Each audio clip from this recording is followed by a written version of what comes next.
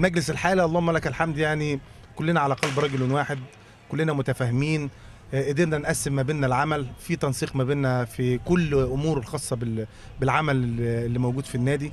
طبعا على مستوى الانشطه، من نادي المنيا الرياضي من الانديه العريقه، سواء كانت في كره القدم او بعض الالعاب.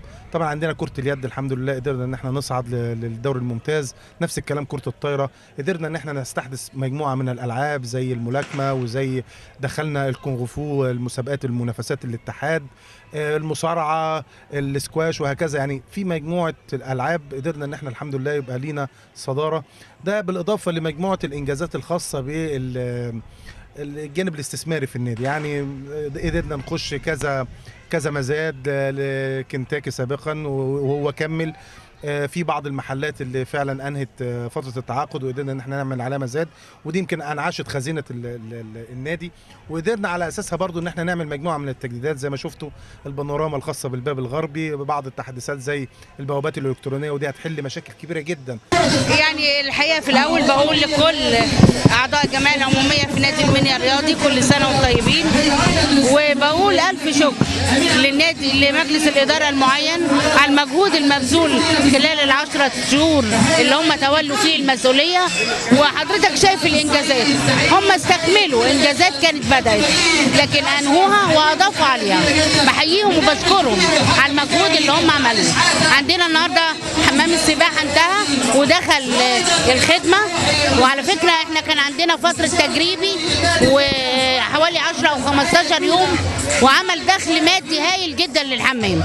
يمكن هو يوم ختامي النهارده لأنشطة عام كامل لإنجازات مجلس الإدارة بالكامل من 1/9/2015. النهارده في افتتاح حمام السباحة، في افتتاح بانوراما لمدخل النادي، عندنا حديقة أطفال مجانية تكلفت حوالي 100,000 جنيه. عندنا كمان النهارده تكريم الأنشطة الخاصة ببعض أنشطة النادي والدورات الرمضانية.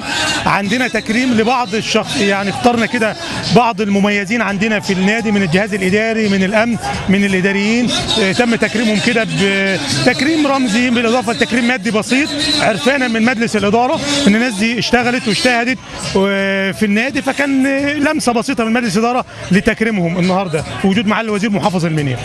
حقيقه انا لو شهدت المجلس الاداره تبقى شهادتي مجروحه، لان مجلس الاداره ده معين عن طريق الجهه الاداريه، لكن الكل يشهد مش انا اللي هشهد بالانجازات اللي حققها مجلس اداره نادي المنيا الرياضي خلال ال10 اشهر اللي هو موجود فيها، من تاريخ تعيينهم لقرار المهندس خالد عبد العزيز في 1/9/2015 لغايه النهارده. العديد والعديد من الانجازات، سواء كانت على المستوى الرياضي او على المستوى الاجتماعي لخدمه اعضاء الجمعيه العموميه، او على المستوى الاستثماري وماليه النادي.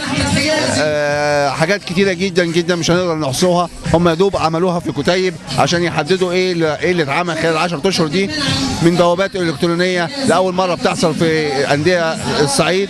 طبعا التطورات اللي شملت النادي حاجه جميله جدا، وكلنا يعني بنشهد للاداره واعضاء الاداره في الحمام في النادي، ناس متفوقين جدا على كفاءه عاليه، واحنا فرحانين جدا بالتطور ده.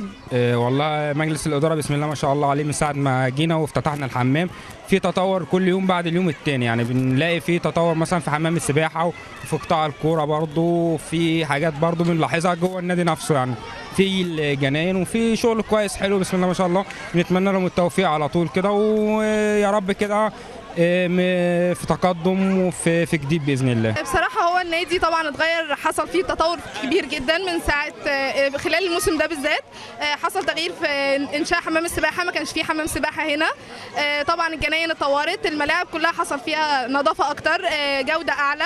اللعيبه نفسهم بقى فيه اقبال اكبر، كله حابب انه ينزل ويلعب سواء هنا او في اي رياضه تانية خلال النادي. وان شاء الله في تطور زياده من ناحيه الامن في النادي، ناحيه النادي نفسه هيدخل اعلى، هيدخل مسابقات اعلى، يعني هيبقى فيه ان شاء الله تقدم تاني كبير. والله هم عملوا حمام السباحه جديد وعملوا ملعب الكره الخماسي والدنيا شغاله زي الفل، يعني تمام. في ملاعب وحديقه الاطفال والدنيا، مجلس الاداره يعني قايم بالشغل على اكمل وجه.